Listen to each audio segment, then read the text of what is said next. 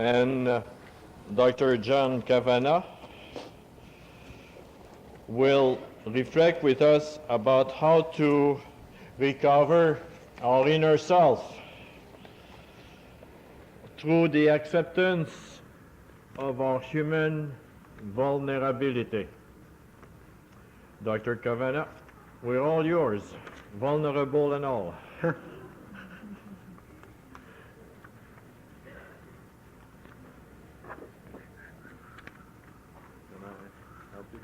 No. In the right order? Sure, thank you.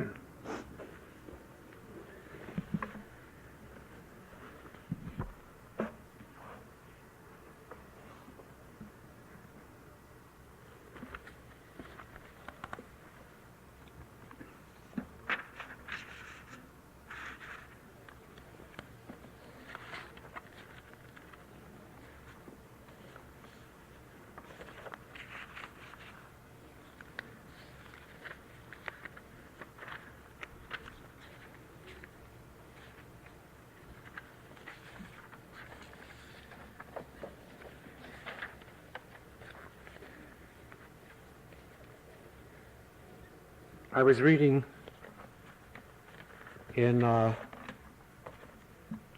little publication called Free Trade in Perspective, a quotation attributed to Frank Stronach, president of Magna International, upon announcing plans to move to Mexico. This is the quotation: "Profit means money. Money has no heart, no soul, no conscience, no home, no homeland."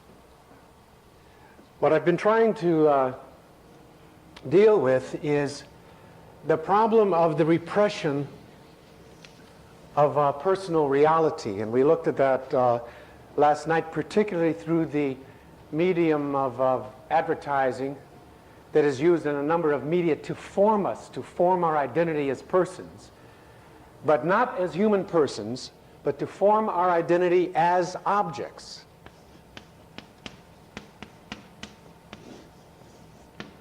Things which have no heart, and which have no soul, and ultimately which are homeless, have no home.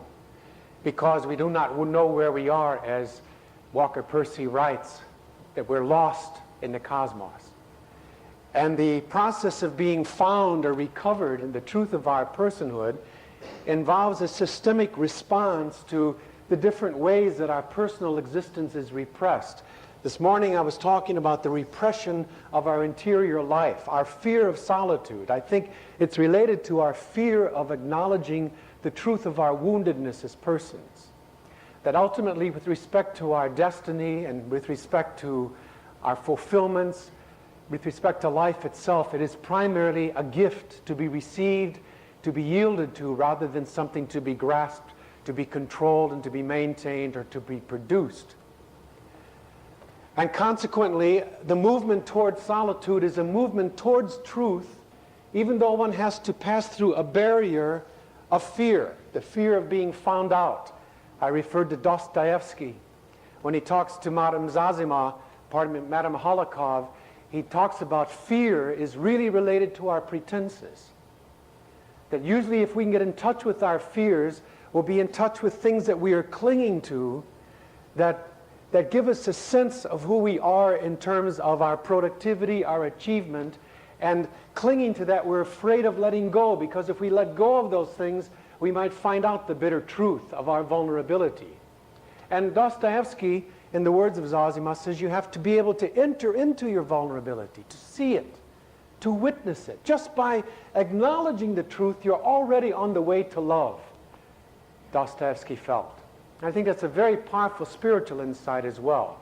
The acknowledgement of truth is the first step to liberation. That's why the truth ultimately is the way of being set free, but only in terms of who ultimately we are. And that first truth can be discovered in the truth of our solitariness or solitude before God and others. Discovering what it is that is unique to our life that no one else has. What is the foundation of our irreplaceability as persons? It's not our books, it's not our achievements, it's not our youth, it's not our productions, it's not our consumptions that make us irreplaceable. What makes us irreplaceable is that there is no one can take our place with respect to our hearts, the very things that money has nothing of. And that's related to the theory of idolatry we were talking about last night, that in idolatry we are recreated in the image and likeness of the God that we worship. And so, like idolaters of the past, we think that we can control our destiny by worshiping these products of our hands. But they have no heart. They have no eyes that see you. They have no lips that speak to you. There's no intimacy there. There's no relationship there in our relationship to our idols. And yet, as the psalmist says, we become then like the idols we worship. Whatever is our ultimate reality, our God, we refashion ourselves in the image and likeness of an object. And so we flee from the personal depths of our being, and we look at ourselves totally in terms of the objects that we are. You are your assets, the ad said last night. We find ourselves with our objects. It's time to make a statement about who you are, all in terms of externals, and in many ways we value our relationships this way as well. This flight from relation is also powerfully related to money as well in our culture as Malak. I remember talking to a couple that came to see me from a different state a couple of years ago, and the man was working, I think it was 72 hours a week, 74 hours a week.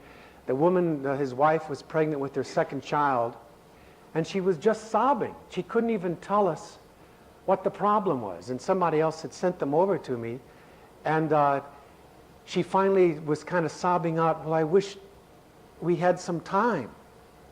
And he was talking about how much he had to work, to make the money to pay for things.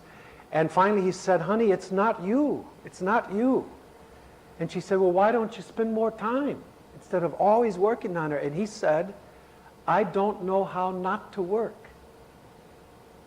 We can be so caught up in the relationship of objects that we don't know how to relate even to each other any longer. Sometimes as a priest I give a penance when I hear confessions, especially of business people or professional people. I give them penances that they just don't know how to do with them.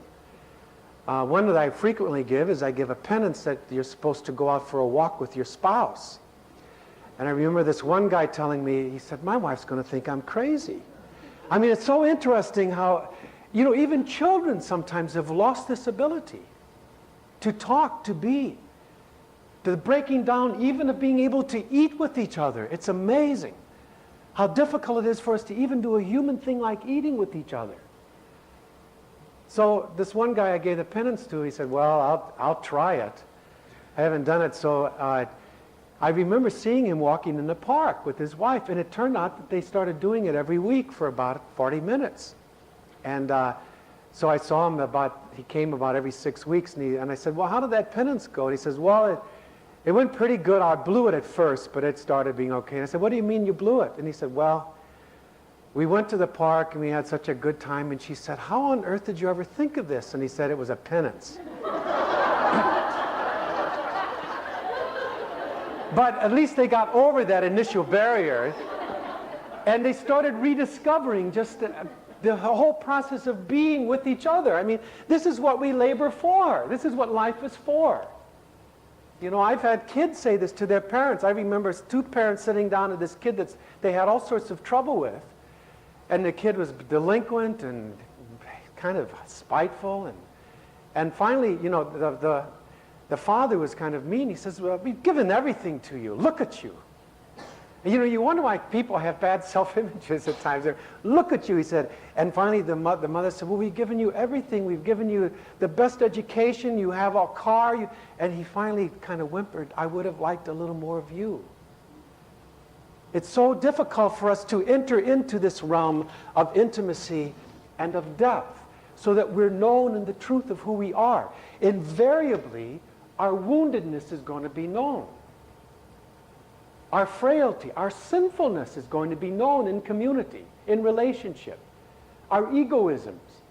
For example, Vanier says one of the great things about community is our egoisms are unmasked. Well, sometimes what we do is we try to set up community relationships that we do not have to be unmasked. We can still pretend. And yet if we really make a science, Dostoevsky says, of relationship, if we're serious about relationship as we are about work, invariably we break through that fear and find ourselves discovered. And I believe me, friends, I do not believe there's any sweeter human experience than being discovered in the truth of who we are, even our brokenness, even our failure, and to have a person yet say yes to us. There's just no doubt about this. I've got not only personally experienced this, but 80-year-olds will tell you this in their moments of great truth, and married people, the experience of being known in one's truth, having the masks taken off.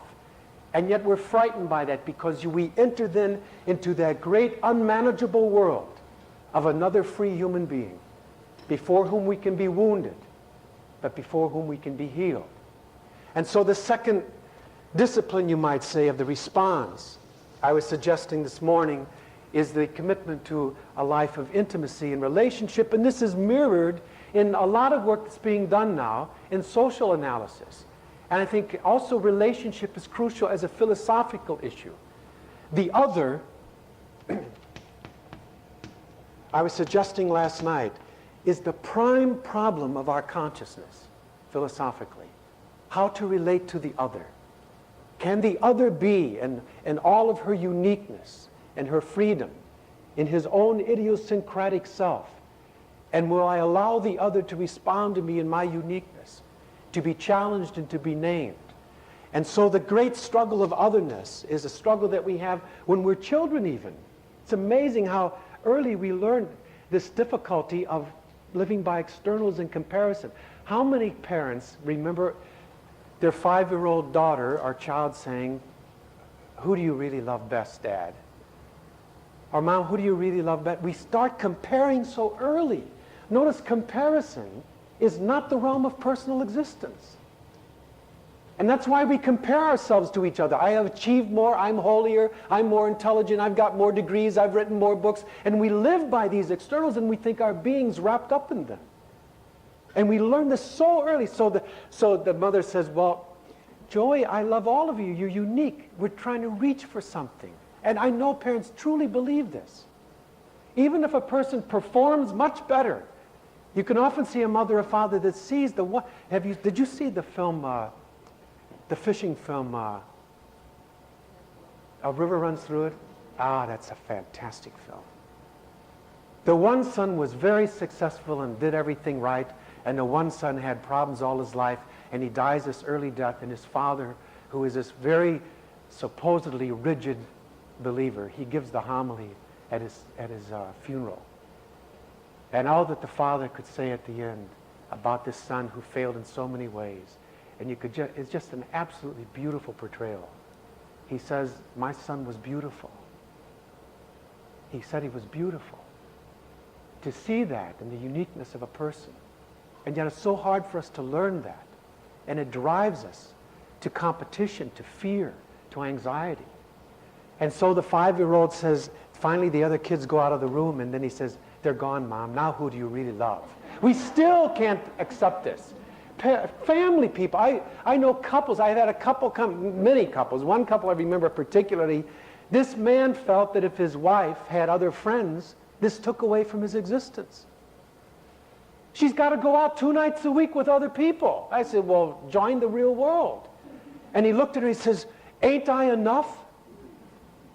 And she said, "No. You're my one and only, but you're not enough." I've talked to men who are jealous of their children. Jealousy, comparisons, who means most, who means much. They are all away from the incomparable world of personal existence that we experience. And we fear entering into that incomparable world, the world of being good, but not everything. The world in which we cannot manage love and faith and hope. Once we discover the utter irreplaceability of a child, or we discover the uniqueness of my own heart, like Teresa of Lisieux, finding out what she could give to the world that no one else can give is her act of love. She says, "That's what I'm going to be. I'm going to be a flame of love." She realized she didn't have to be Francis Xavier. She didn't have to be Paul the Apostle, that she could transform this world by her love. Or this woman I told you about who wants to move her toe when she can no longer speak. Or she wants to wink to say that she means yes. Once we discover what it is that is absolutely irreplaceable and incomparable about us, that I am a person, and once you taste that in relationship, and the incomparable, irreplaceable yes of another human being is given to you, and you realize we cannot merit it, and we cannot earn it. Once we experience that on the level of solitude and relationship, it becomes real when we see this applies to every mother's child. The foundation of our relationship to culture and society and justice has to be grounded in the experience of human personhood. It's like Mother Teresa, who experiences it so profoundly. Mother Teresa literally does see the body of Christ in every human person. And consequently, I remember when, she's not a very political kind of person, and I remember they interviewing her one time in Europe saying, Mother Teresa, we heard you're against war. You know, trying to see if she's got a political position on stuff. And she says, well, does war kill people? And I said, oh, yes, Mother Teresa, that's the real world. And she says, well, I guess I'm against it, if it's killing a human person. Are you against the church's just war theory, Mother Teresa? And she says, you mean if I'm against war, that means I'm not a Catholic? She's so simple in that, because she has an insight into what it means to be a human person. In terms of much of Western culture, and not just Western culture, it happens in every culture which reduces the other to a function of my ego. It happens in every culture which reduces the other sex, the other race, the other nation, young or old, into being expendable, replaceable objects rather than irreplaceable, incomparable persons. Invariably, it takes the form of violence and injustice. I propose to you all injustice and all violence is the reduction of a human person to the class of being an object. And so they become expendable. We don't think about them, or we reduce them to being non-human. For example, I have my students often, I've quoted some passages from a little book called The Nazi Primer. Interesting book. This was a book that they used to teach the Hitler youth when they were in college and high school. And in that book, they have scientists giving data to show that non-Aryans are not quite human beings. They don't really count. Greeks felt this about barbarians. Westerners thought this about the Huns, about Chinks. Other people feel this way about Shanty Irish. General Westmoreland, during the time of the greatest saturation bombing of history, the United States bombing of Hanoi, General Westmoreland goes on national television in the United States and says we have to realize that the Eastern mind does not have the same respect for life that we do. Life is cheap there. And so we have President George Bush saying, the wife and I wept over the bombing of Iraq, sending our boys and girls into there, but thank God there were very few casualties. Do Iraqis bleed? Are they humans? Are the 60,000 people that were killed humans? Are the 20,000 who were incinerated on the road to Basra? Incinerated. A horrible means of death. Are they human beings? Do they count?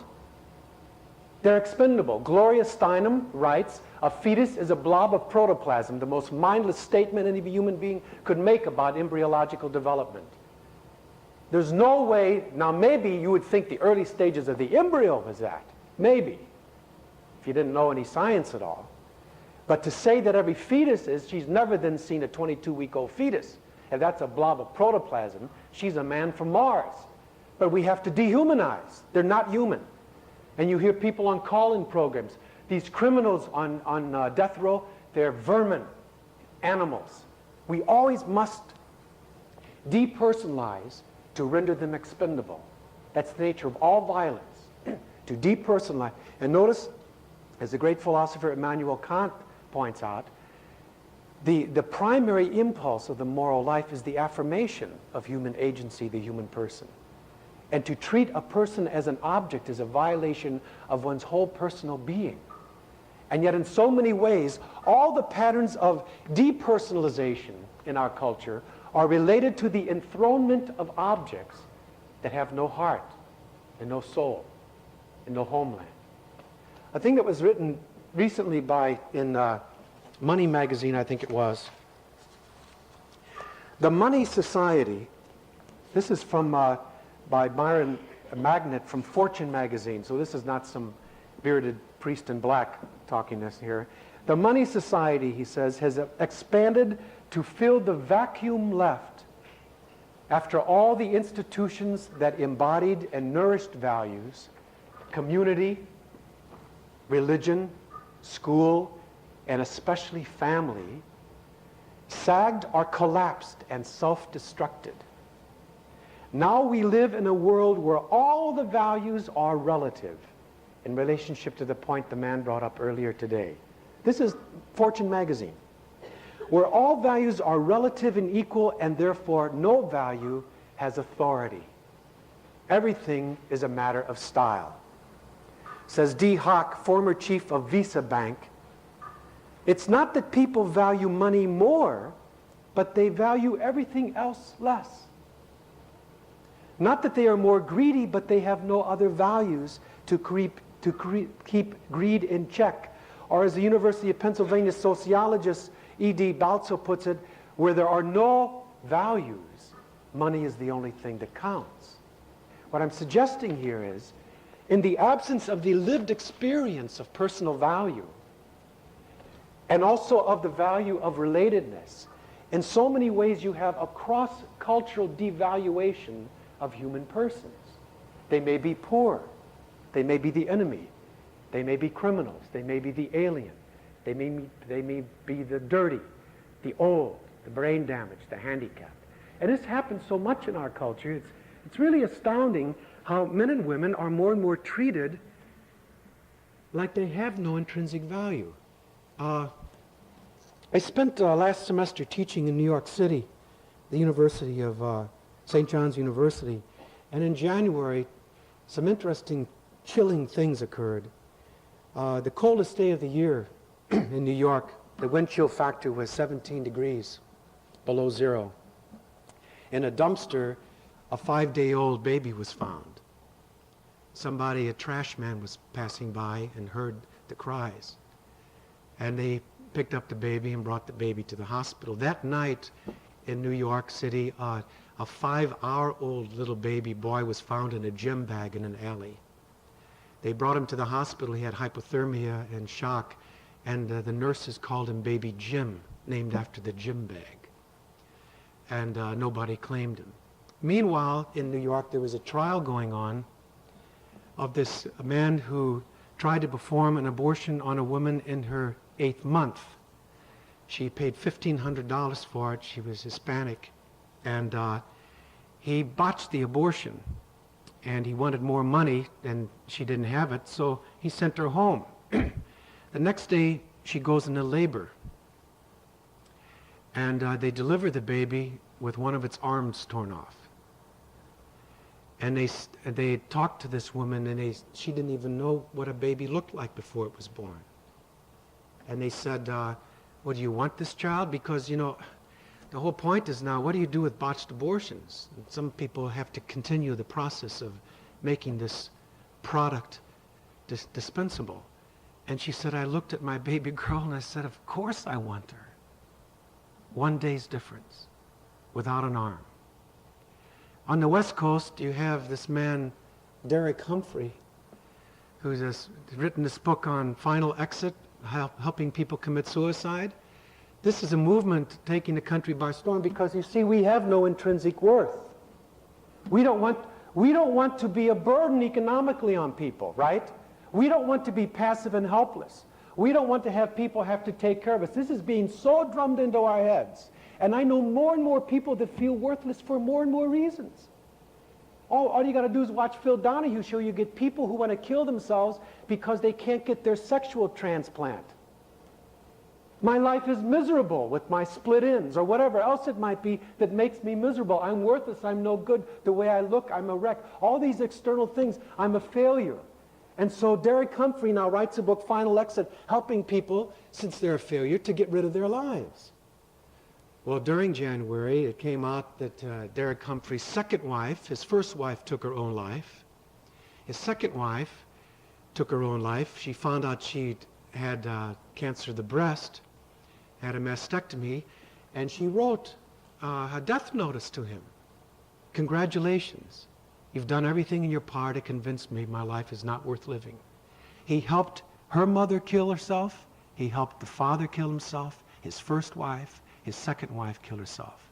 All of them had no reason to live. Dr. Kevorkian is helping people who feel they have no reason to live. I find this particularly interesting in a lot of ways. This past year, my uncle, who was diagnosed with cancer 3 years ago, a single man who took care of so many people in our extended families, especially widowers that we had in our families, and their children educated them. He came down with cancer, and he lived by himself in a high-rise apartment, and it was very interesting.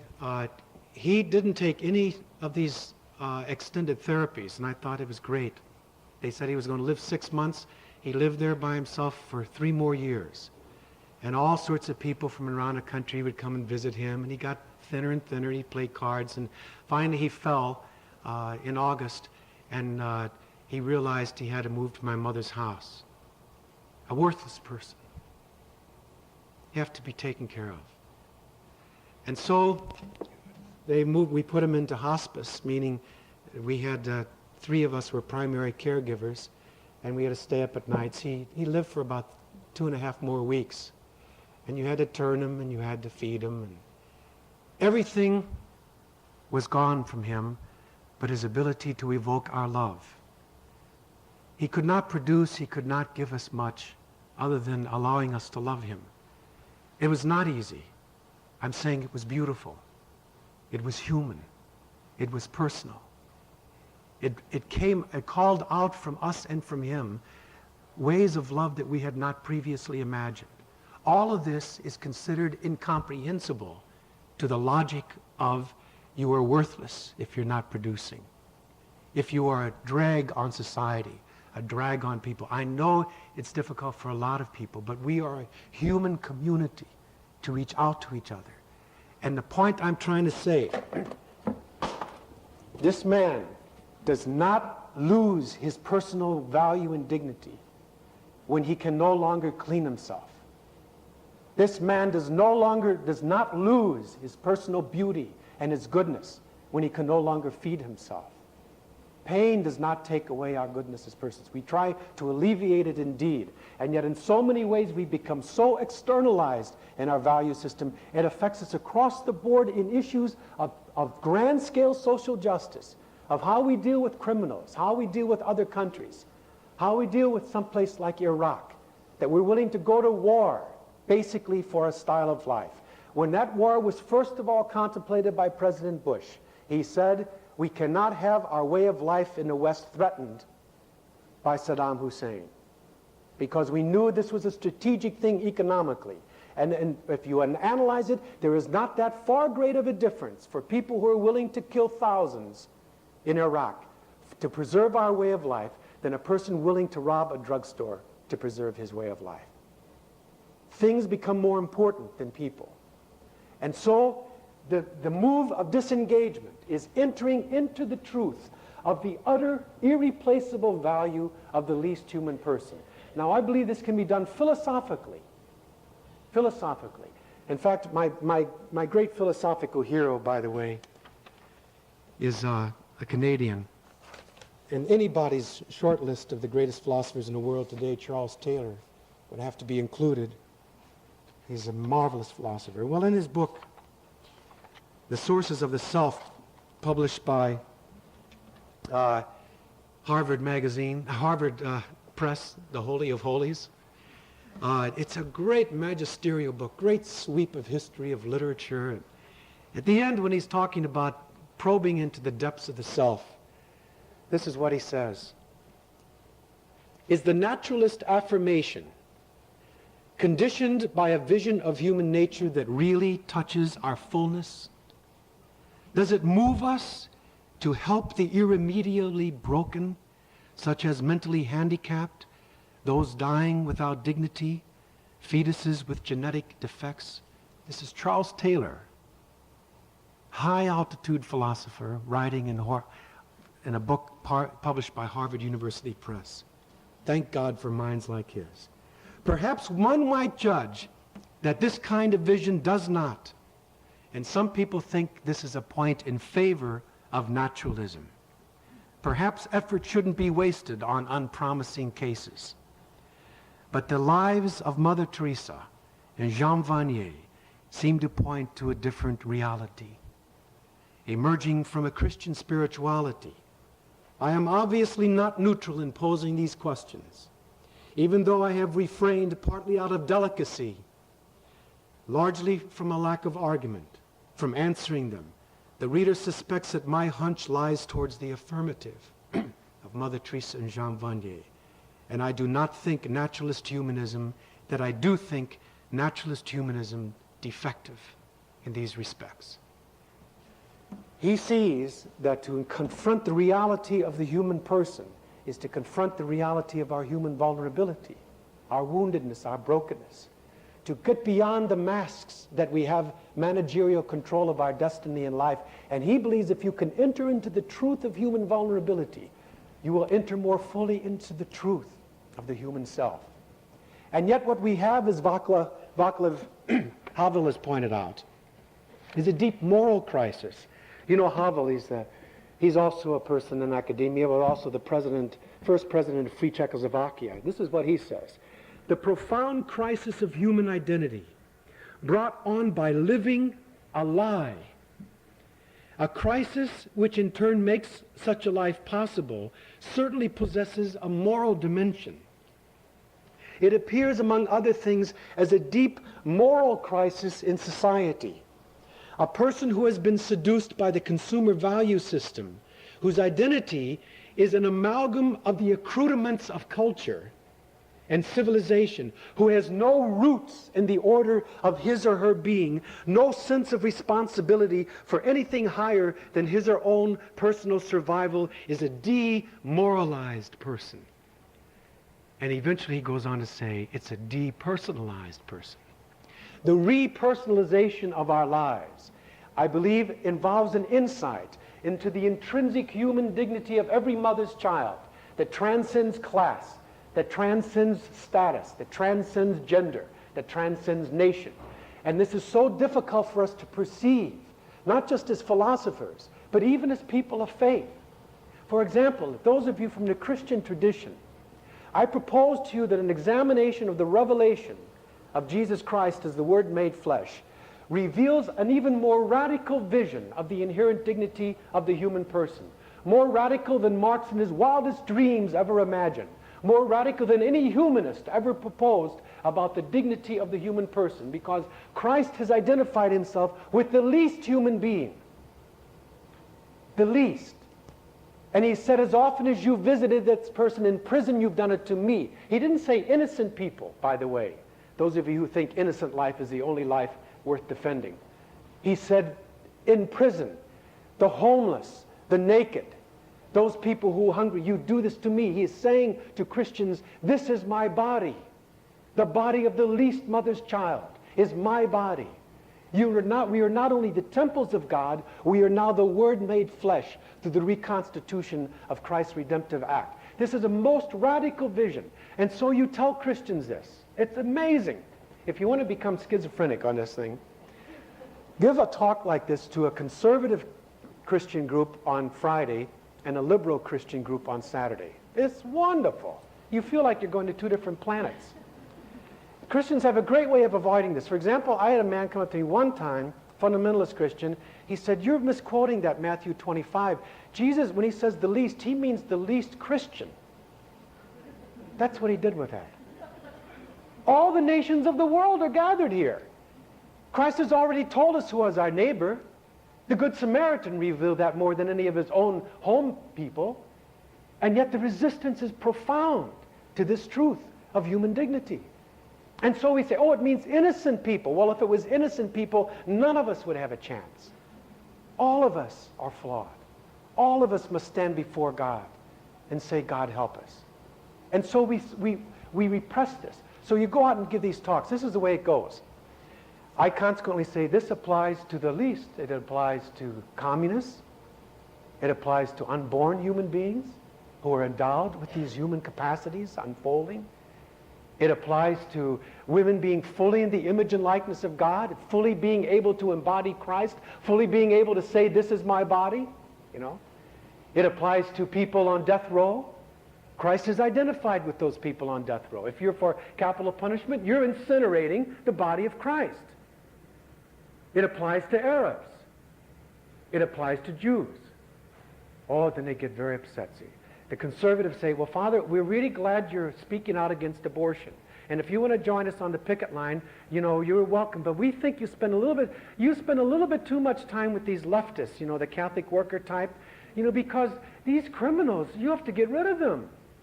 And, you know, communists, this is when they thought communism was never going to die, absolutely would never change. They were so absolute, these communist people were inhumans. And they said, if you lay down your arms, the communists will walk all over you. You can't turn the other cheek. You've got to face the real world. So the next night I go out to the liberals. Oh, we're really glad you're for cutting back on armaments and you're against capital punishment. But Father, you've been too much in the seminary. You know, there are reasons women have to have abortions.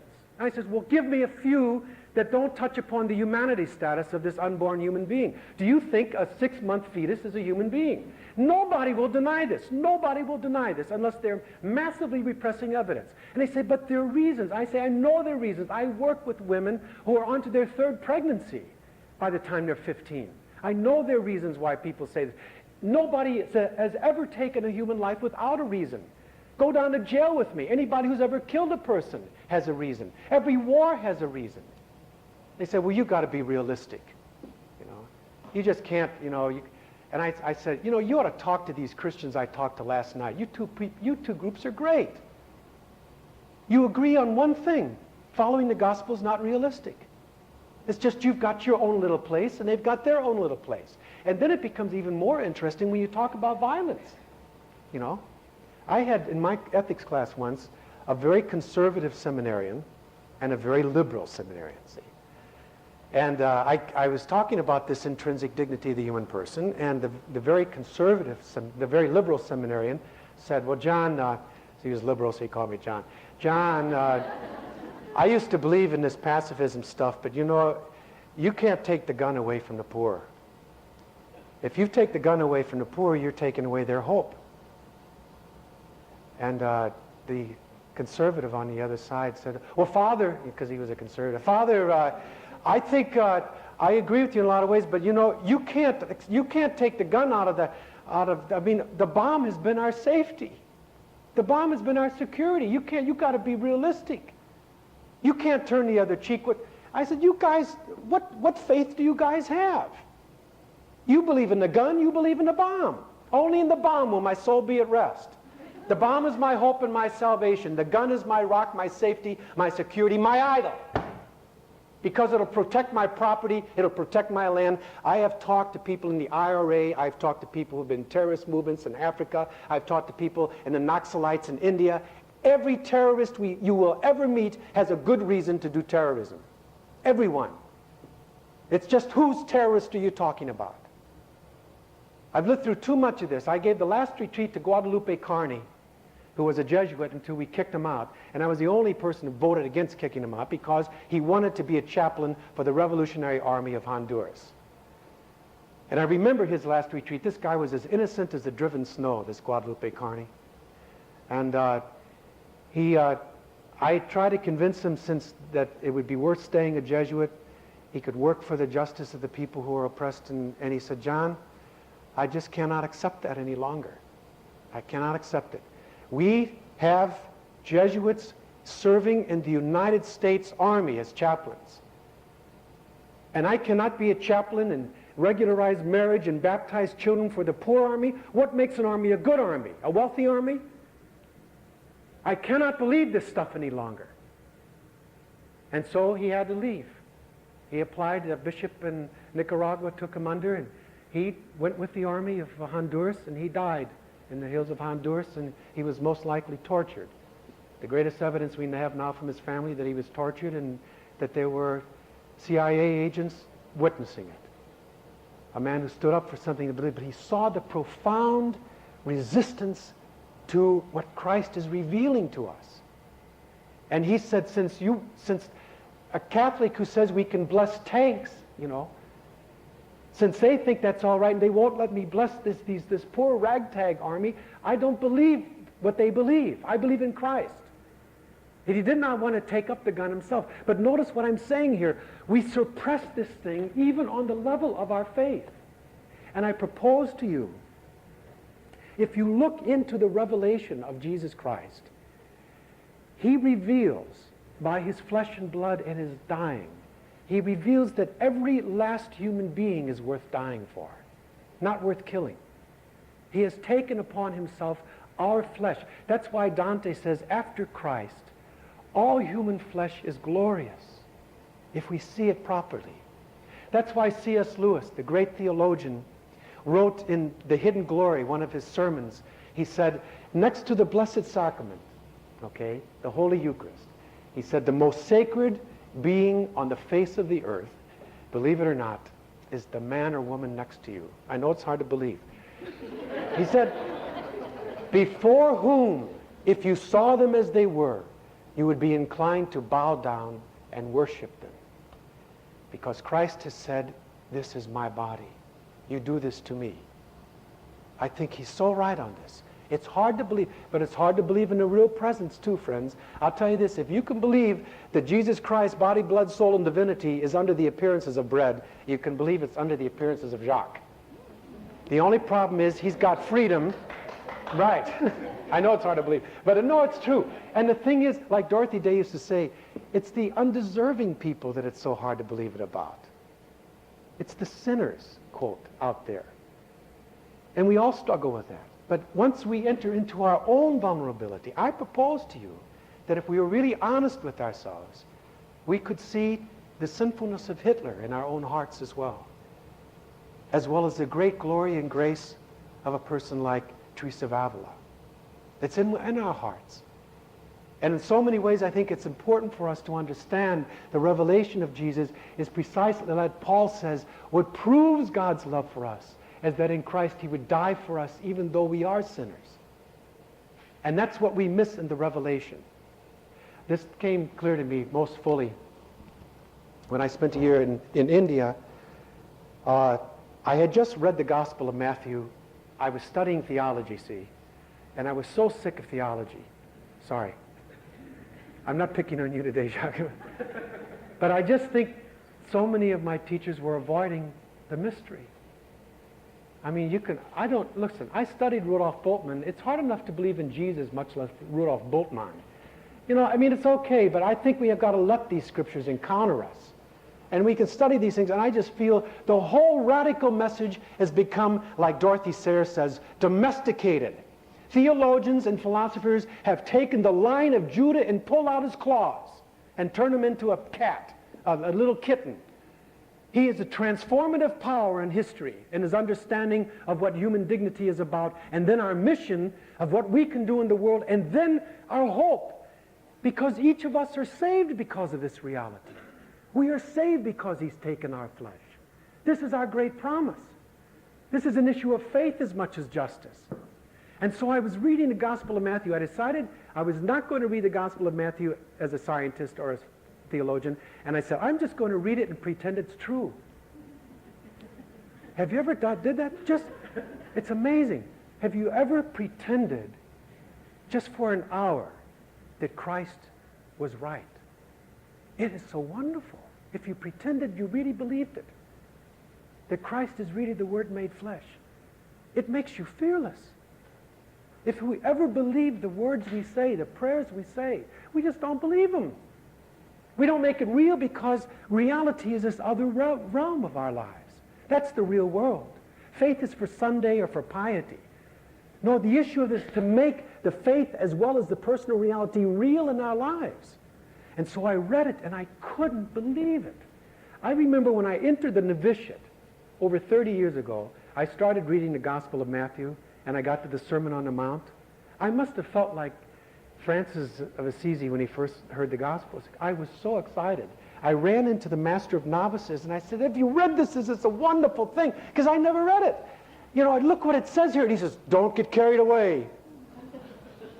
That's what we tell each other as Christians. Don't get carried away. And we make a fetishism out of prudence. This is a wonderful thing, this faith that we've got, those of us who are Christians. And so I finally started reading it at the age of 32. I could not believe it, how wonderful it is. Not only that we're saved, but what it means about every mother's child, the least of us, and what we can be called to be. So it started germinating, and I go to Calcutta for my tertianship, and I remember working in the House of the Dying. And I was visiting with Mother Teresa often in the mornings but after Mass, and I remember even the way she dealt with me. Vanier is the same way. I remember the first time I walked into a room, and she said, how are you? You know, and I looked around to see who it was that she was greeting, because she doesn't, it's not only just old dirty Bengalis, they're old dirty Americans with beards and that. She sees the face of Christ too, see. So we had this guy who was dying at the House of the Dying. She had been out of town. And all that he could take is some sulfa, and we couldn't feed him, and he was all knotted up like this. And he was shriveled up, Bengali, not a Christian. So, I mean, she doesn't believe the least means other Christians. And so we were trying to deal with him for about 3 weeks, and he was just about death. And whenever Mother Teresa would come to town, back to Calcutta, she'd always go to the House of the Dying first. And so she came in off the airplane and went to the House of the Dying, and she comes down to this guy who was about to die. She likes to go to the person who's about to die so that she can both say goodbye to him and also know that he's going to meet the face of God next. And I remember giving her communion a few days earlier and thinking when she came up, I was going, body of Christ, and I was about to give her the... If the church is to be changed, it should be changed for the will of God, if the church is to be called a church. That the Spirit of Christ compels us, because love urges us. This is why we must change. Not because of vested interest, because there's something greater than us that demands of us an acquiescence to this truth, a yielding to the truth of our humanity. And this is what drives us if we are against capital punishment, or we're trying to in some way help those women who are pregnant, or help the unborn, or try to work for disarmament, or try to work for a greater equitable distribution of wealth. This is why John Paul II can say it's an abomination to treat a woman as if she's just a piece of property, or to treat a laborer as if he's just a function of capital in the market, because you're degrading human beings. And so the entry into personal solidarity is a third dimension of our response to the depersonalized world. Because the whole theory of depersonalization is the theory of injustice, that we are expendable. This reality of personal existence is no human is expendable. I mentioned, I think, Charles Péguy, the great French poet, about the power of a human being to evoke love, and how for Péguy, he thought that was greater even than a mountain, that God hungered for that ability to evoke personal love. And I think what's rooted in this is the mystery of what it means to be an endowed human person. Even at the most fragile moments of our development, whether we're comatose or undeveloped, or whether we're sick, or whether we're poor, or whether we're handicapped. And that's why this fourth dimension is so crucial, because part of our whole problem of domination, of our fear of the other, of control, of violence, of fear of relationship, of also the fear of our interior worlds. Part of this is our fear of the wounds of our humanity, our fear of our frailty. And finally, that's why I think this fourth dimension is very significant. And it's interesting that a philosopher, Charles Taylor, would bring this up. I would think a powerful way of entering into the mystery of personal existence is to encounter the visibly wounded, to encounter those who are pretenseless. What do I mean by this? Those who are terminally ill. Those who are profoundly handicapped. Put it this way, those who are visibly handicapped. The problem is we're all handicapped. It's just that most of us can fake it. We need people who can't fake it, okay? When you're facing death, usually people no longer fake it through life.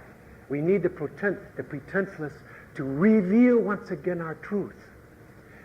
Often people who are marginalized in terms of poverty or distress,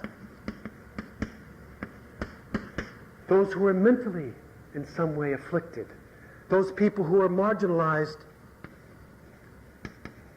not only in terms of health, but let's say in terms of total social failure. I've known a lot of students who have learned an awful lot from going to jails.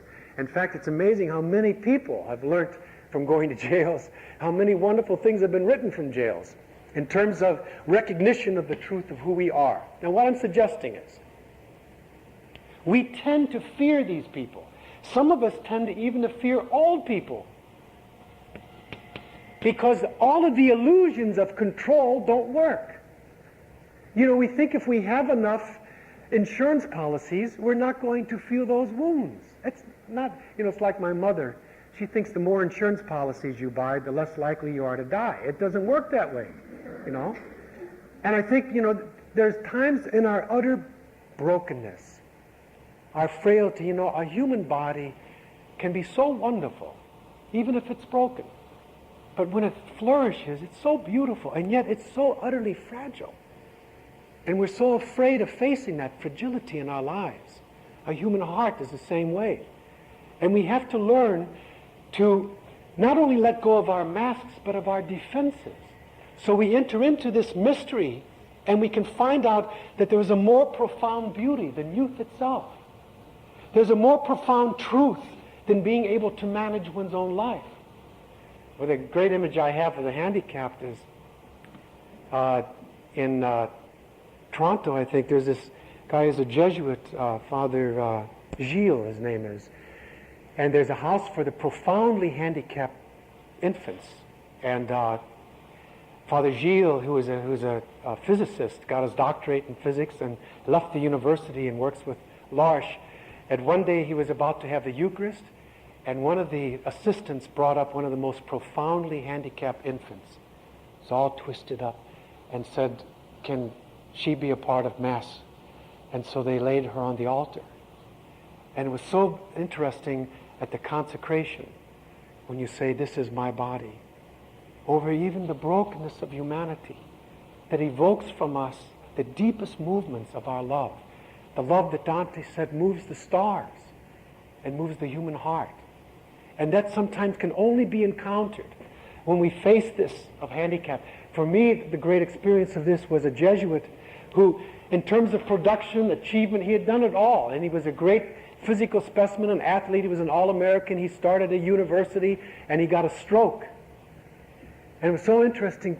All of us had a hard time going to see him. Most of us Jesuits wouldn't go to see him. I often wondered why. And we used to talk to each other. I was in this community. We said, "We got to go see Van. We got to go see him." And finally, after 6 months, we went out to see him in this nursing home. And he was out there just like this great man. And I realized why we didn't want to see him. Because we couldn't face our own brokenness and our destiny in many ways in terms of the fragility of the human body. And we were very nervous at first. We came into the room, and he wasn't even looking at us. We say, "Hi, Van, how you doing?" And we shake his hands. "You're looking great." And Van's just kind of staring like that, and drooling a little bit. And we talk real loud to each other, you know.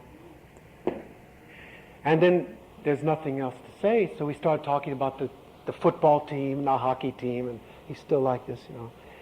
So we said, "You want to have Mass, Van? Eucharist?" And something to do, you know, something to manage this thing, to do something, rather than be there, see. So we stuck a stole on him, and we all say Mass together. At the consecration, he's going, "Oh, oh." And we thought, maybe he's trying to say the words, you know. And he just started drooling some more. And they didn't think there was much there, you know, in terms of any responsiveness. Or the only thing Van could do is if you lit a cigarette and put it in his hand, he could go. That's all he seemed to do. And if you put a little cup of wine, he could sup on it. No, but he didn't respond to us. So we were, what can you do? So we decided to leave. Van, it was really great seeing you, Van. Look, you're looking good. And next time we're passing by, we'll see. So we're about to, and we start to shake his hand, and he goes like this. And he grabbed each of our hands, and he started kissing them and weeping with whatever little bit of his brain that was there to give to us something of that. And I realized what was so interesting, we are all brain damaged. We are all, in some way. We all live in fear and paralysis in different ways. We all live in fear of the wounds. And that's why I think it's so interesting in the encountering of the personal truth that Christ speaks of. You know, in Thomas, in the resurrection narratives, Thomas is such a wonderful person because, first of all, he's a non-believer. We kick him out these days because he didn't believe in the creed, right? He didn't believe in the resurrection. That was their foundational experience. But he stuck around, and he came back. He says, "Until I touch the wounds of my own." So Thomas is there, and it's so wonderful when you remember what goes on. Christ appears, and he tells Thomas what? He says, "Enter the wounds of my body, of my people, of the human body, of the glorious body. Do not be afraid of the wounds." And that is what unlocks Thomas's great act of faith, even though it is a later text, "My Lord and my God," to receive the power, the insight. And I think only when we start understanding this, we see this from the side of spirituality and Christianity. This is the mystery of our salvation. This is why we are saved. Because when Christ says, "This is my body," he is saying that to the one who sent him. Whatsoever you do to the least of these down here, you're doing it to me now. You know what I mean? You're doing it to me. And so even the worst of us, the only way I'm convinced that we could ever be lost out of God's love is to wholeheartedly reject it. To reject ourselves, to reject personal existence, to reject each other, to reject the truth of our being. And then we can't even receive that love that is there. This is the mystery not only of our salvation, though, but it's the mystery of our mission in terms of how we relate to each other, our children. Whenever we've reached out to our child, our spouse, every time we've consoled each other, every time we've tried to help someone that we know in need, every time we've tried to feed each other, we are doing this to the very flesh of God. Of course, this is a different vision. This is an alternate world.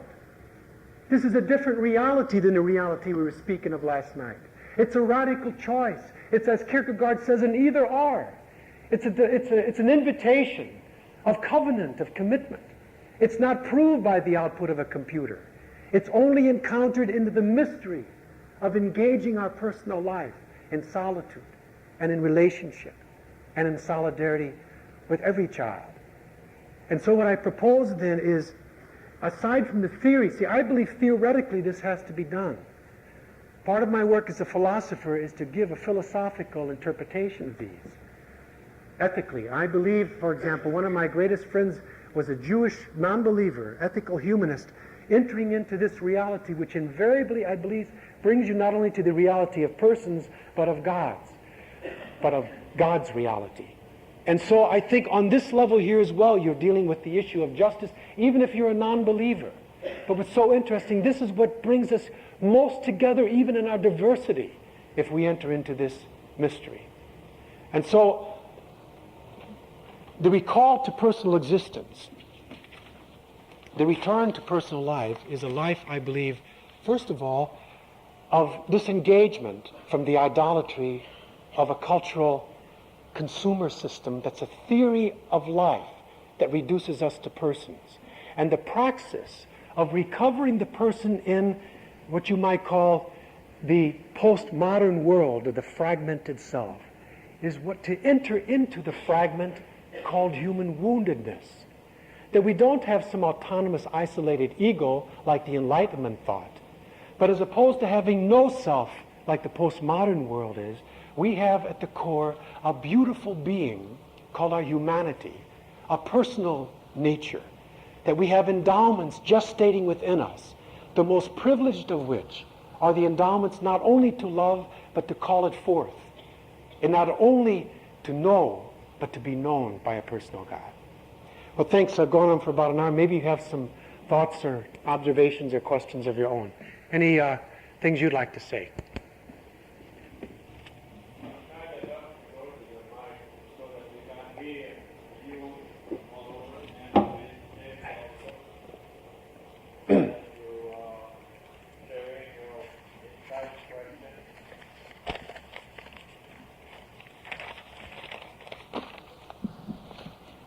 I've exhausted you all, and like Jacques, you've all fallen asleep. He had to even get up and shake himself out in the... You know when he got up, he went out and did calisthenics, so he wouldn't...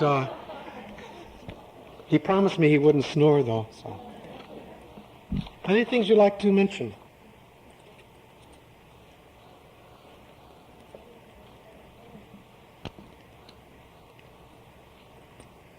It's a free mic up there. You can certainly disagree or give any evidence to the contrary. I think it's, look at, speaking from the viewpoint of a Christian, the mystery of the revelation of Jesus Christ is very, very difficult to yield to. I think it really takes us all a lifetime. The sad thing is that we miss it so much. I remember a woman coming up to me after a talk, it was after a sermon. She was about 80, and her face looked like a prune. Not because it was wrinkled, but because she was so crabby. And she was like this. And she said, "You know what I hate about the Gospels?" I said, "No. Tell me what it is." "The 11th hour story." I said, "What do you mean?" "Those people who loaf for 11 hours, and they come in at the end of their life, and they get into heaven. I hate it."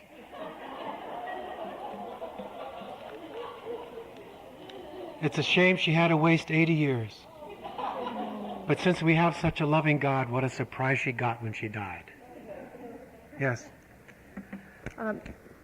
Last night we were talking about the structure of capitalism and things like that, and I know you commented about there's no problem with salesmen, and yet when I think of the structure that our society is, and then we try and talk about building community,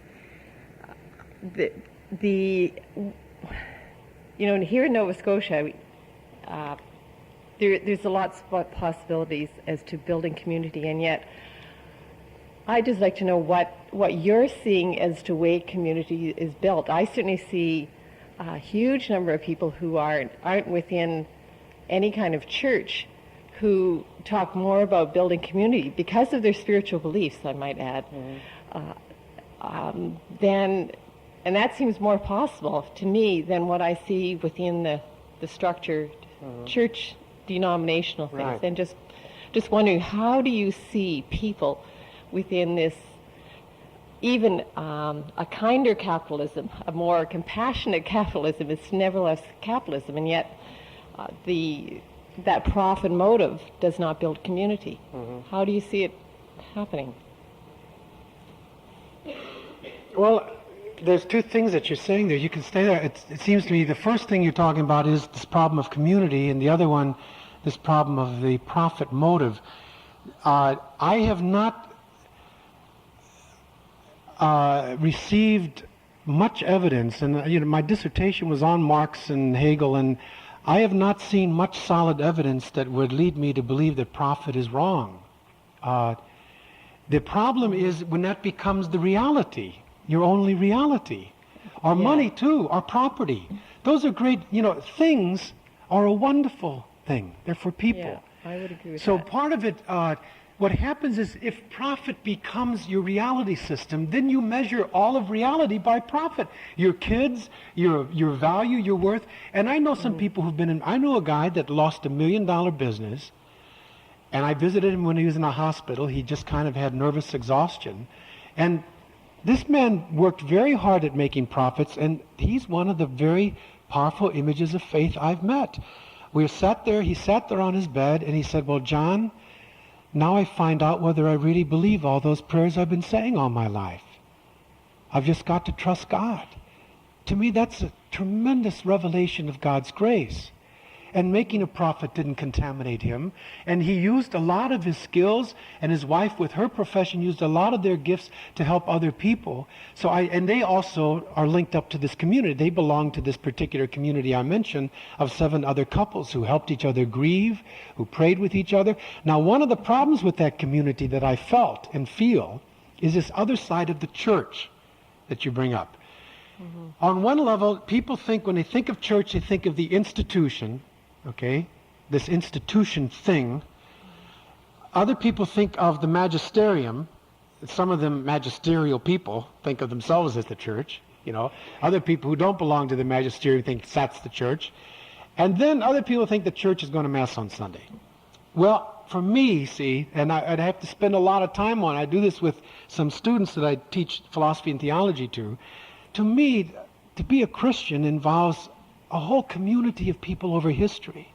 I am sustained as much by Teresa of Lisieux, Catherine of Siena, Margaret Mary Alacoque. They inhabit my consciousness. They're the people of God. I read them. When I try to find out about relationships, I don't listen to Phil Donahue to find out about relationships. I read about Francis de Sales and his relationships, one of which was a woman who was also a saint. I try to read about the relationships of Mother Seton, her life. I think as people of a believing community should learn from them. I think Martin Luther King is part of our church, if you mean the Catholic Church. There are wonderful things. The Rosary, I think, is wonderful. The piety of Catholics, to me, it's a great thing. For me to go into a huge cathedral and just sit there and anonymously in the presence of believing people. So I think that we have to talk a lot about what are the ranges of community and what do we believe the church ultimately to be. For me, it means traditions, pieties, our saints, law. It means the sign of the times. It means us. It means all Christians. It means that particular wing of Christians called Catholic with our unique charism. It means sacrament, what that means, the radical entry of God into our lives. And those, I think, in the communities that I've worked with, all can help us. But we have to build the intentional communities. It can't be done for us. Because, you can have too many priests who are jerks. We're a human church. And the guy can get up there and say a Mass perfunctorily. And we can go to Mass perfunctorily, even though it's one of the most powerful things, if we could enter into that mystery together. So I think, first of all, is broadening our notion of what the church is, even those of us who are Catholics, to see, sure, that makes a particular claim upon our conscience, but we share profound unities with other men and women of Christian faith, and then to see that within that there are great communitarian movements, whether it be the L'Arche movement, the Cursillo movement, the Christian Life Community movement. These are all efforts of people to refound community. And what's so interesting, most of the great communities that are now dying, like my own, the Society of Jesus, were started by lay people starting a community. Lay people who wanted to be countercultural.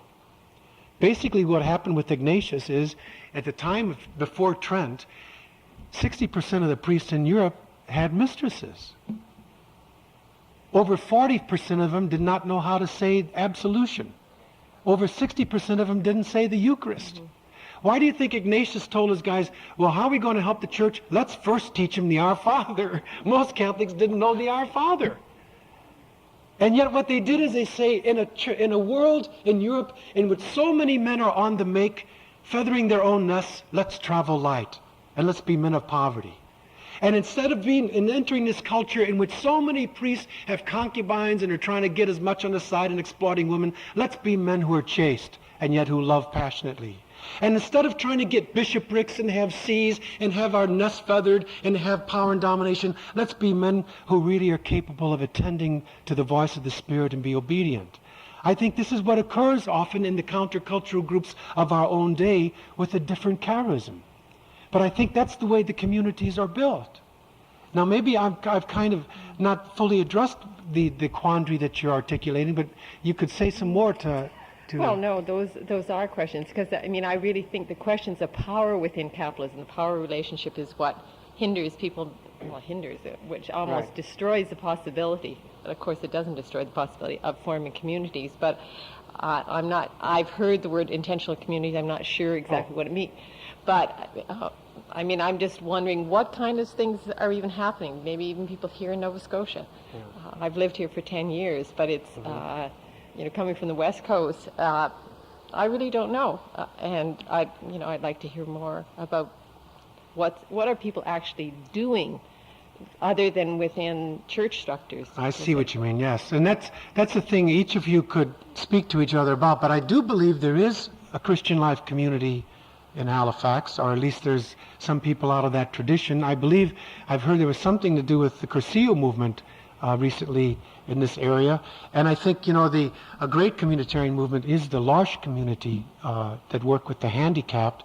So I think that's a very good point, and we need that. We don't get that kind of information, and what's sad is a lot of our official, put it that way, official structures in the church don't foster that or tell us about it, because those are very sacramental movements. And so I really sympathize with what you're saying. And what happens, our church experiences become in many ways disembodied from community. I think a lot of our young, if they really experienced a real challenging call and said, and we could tell our young, we live a different life. We've got a different way. We're different people. That many of our young would say, well, tell me more about this. But it seems like in so many ways we capitulate to Caesar and Mars, and our young really wonder just how real our faith is. So I think that's a great, question that we can address to each other. And the other thing about it is in the official problems of the church, since we are a sinful church, even though the church doesn't like to admit this, we get bad leaders. And we get sometimes bad pastors, and sometimes we get great ones. And I say this, if one does not receive the sustenance, then one makes it known. But you make it known in the name of the gospel, not in the name of our vested interest, not in the name of my fulfillment, not in the name of my rights. In the name of Christ we make this known. In the name of His Spirit, who is with the church. In the name of truth, which transcends us all, before which both of us yield.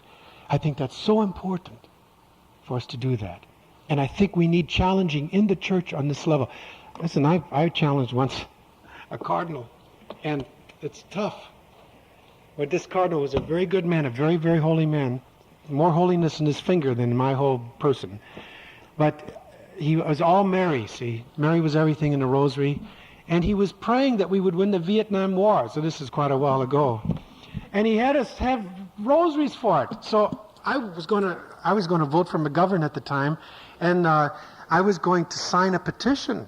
And my superior said, before you do this, will you please talk to the bishop? And I said, well, sure. So they got me the interview with the bishop. So he was just before he made a cardinal. And I said, by the way, I'd like to do this for him. And he says, well, priests shouldn't be in politics and all this. I said, I'm not opposed, but I want to sign this thing because he said, well, I think we should be involved in religion. I said, Father, a bishop, have you ever read the Magnificat? I said, I have a devotion to Mary, and you offend this devotion that I have to Mary. And he said, well, would you have prayed the rosary for the Battle of Lepanto? And I said, I don't know if I'd have enough courage to resist, but I don't think Mary would have prayed the rosary to win the Battle of Lepanto either. Oh, and he got red, and he said, you were violent. And we had a big argument there, but I think we've got to challenge each other on this thing. And I think we do this across the board. We Christians, all of us, and we Catholics, those of us who are Catholics, we've got to face our own internal woundedness. And the sad part is, liberals will only admit sins that conservatives commit. Conservatives will only admit into their lexicon sins that liberals commit. I'm serious about this. Someday I'll be so glad to meet a male chauvinist who admits that they have sins, or a feminist that might just admit that there are sins that feminists commit. I think there is no one of us who can say that we are sinless in any regard.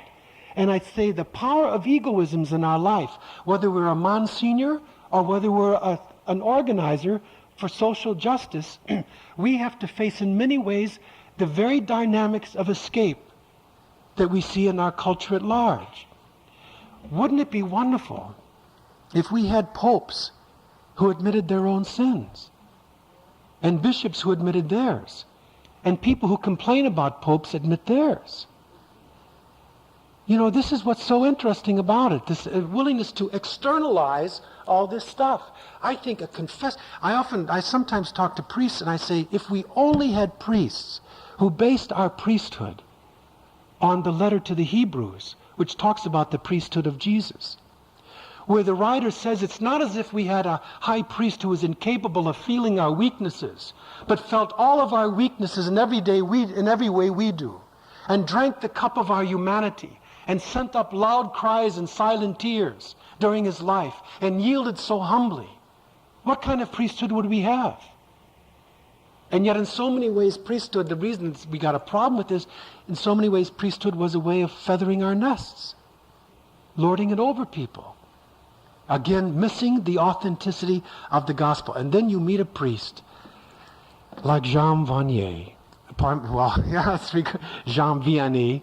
You meet a priest like Vianney, and you realize what it can all be about. And that we realize that we're all called to that kind of priesthood, that he embodied so wonderful, the Kyrie of ours. And so I think this is the whole test of our willingness to enter into this mystery of our truth, both of our brokenness and of our grace, our power of healing. Anyone else? Yes. Come up here. Shorter distance. Father, I was very much impressed by the type of penalty you give to people who come to confess. And, well, I have heard of people who say the Catholic Church is the most rigid denomination.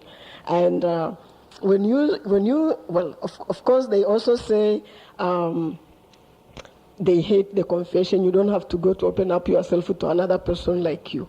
But then when you gave that type of an example, I got an insight. And I said, yeah, there is a change in the Catholic Church now. That means if I go to confess and I was not loyal to my husband. Maybe I found my husband boring and decided to go out, to help myself. And I go to the priest to confess. So instead of telling me to say 10 Hail Marys, which really won't mean much, I'm going to be given a penalty of getting closer to my husband and loving him more. So to me, that's being more. That's a functional type of penalty that's going. So here you are actually not. You're playing a dual role. Yes. One of those roles is that of a counselor. Mm-hmm. Now, people pay money to go for counseling. Right. Now, here you are providing free counseling. Mm-hmm. So if I know that by coming to you, my life is going to change, my way of committing sin is going to change, I'll come again more often. Most of that is free. So would you like to share with us some more of those?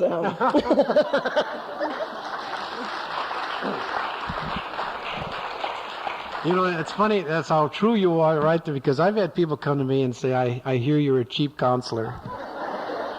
And another interesting thing is, one of the things about the Jesuits when they were formed is that they refused to charge money to give absolution. Think of that. That was one of their dramatic things. And I think all of the great movements of brothers and sisters that started had this sense. The other thing about confession, and we're all learning this, the sacrament of reconciliation has such a fascinating history, and it's been used in so many different ways. But for me, I use the sacrament of reconciliation about every 3 weeks, because to me, it's a way of making my faith real. For me, the whole issue is reality. Now, when we used to go to confession a lot, I don't think it was that real then. I remember when I was in high school, secondary school, 18 years old, we had 2 priests who were the favorite priests for confession.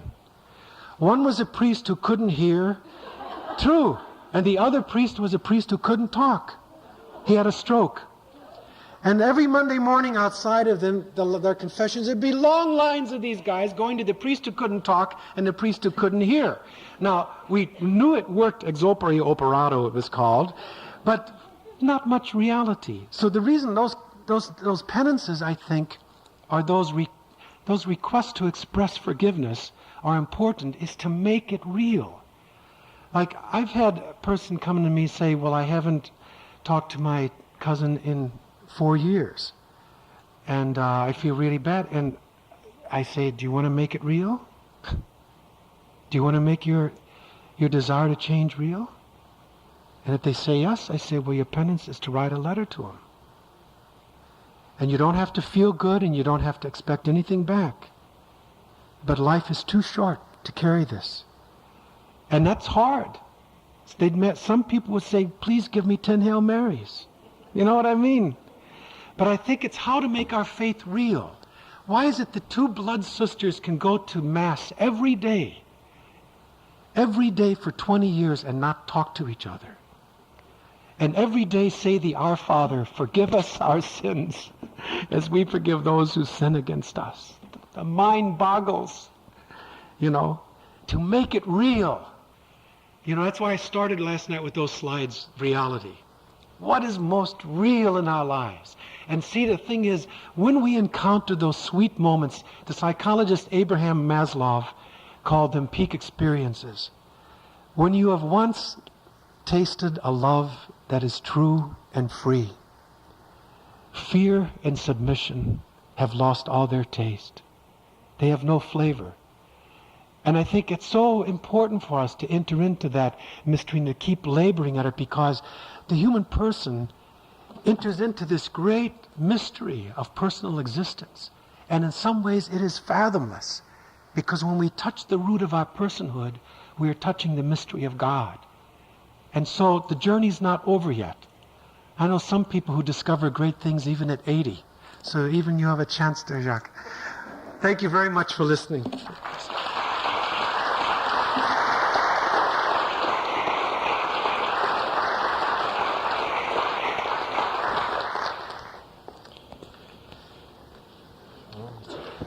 A hard act to follow.